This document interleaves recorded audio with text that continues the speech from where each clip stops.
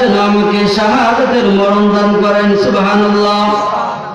ওগো নবীজি, দুনিয়ার কোনো আশা আমার নাই, আল্লাহ যেন আমাকে শহীদ করেন, শাহাদাতের মর্যাদা দান করেন। কারণ আপনি বলেছেন শহীদ হয়ে মরলে মরণের কষ্ট হয় না। আপনি বলেছেন শাহাদাত বরণ করলে কবরে গেলে মুনকার নাকির প্রশ্ন করে না, কবরের আযাব হয় না।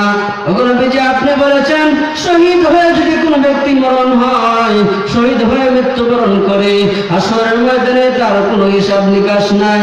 ওগো নবীজি, আপনি বলেছেন শহীদ হয়ে মরলে বিনা হিসাবে আল্লাহ জান্নাত দান করে থাকেন।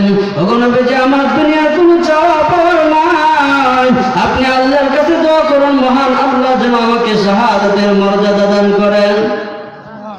ভাইরা আমার, আব্দুল্লাহর জন্য নবীজি তখন দোয়া করে দিলেন, আব্দুল্লাহর জন্য দোয়া কবুল হয়ে গেছে। তাবুকের যুদ্ধের মধ্যে গেলেন, তাবুকের যুদ্ধের মধ্যে আব্দুল্লাহকে রাসূল পাঠাইলেন, নবীজিও গেলেন। যাওয়ার পরে তাবুকের যুদ্ধ হলো না, রাস্তার মধ্যে ফিরে আসলেন। ফিরে আসার পরে রাস্তার মধ্যে আব্দুল্লাহ অসুস্থ হয়ে গেছে, রাস্তার মধ্যে সে মৃত্যুবরণ করেছে। আল্লাহর নবী ঘোষণা দিলেন, আল্লাহর রাস্তায় গিয়ে কোনো মানুষ যদি মৃত্যুবরণ করে, তাকে মহান আল্লাহ শাহাদাতের মর্যাদা দান করে।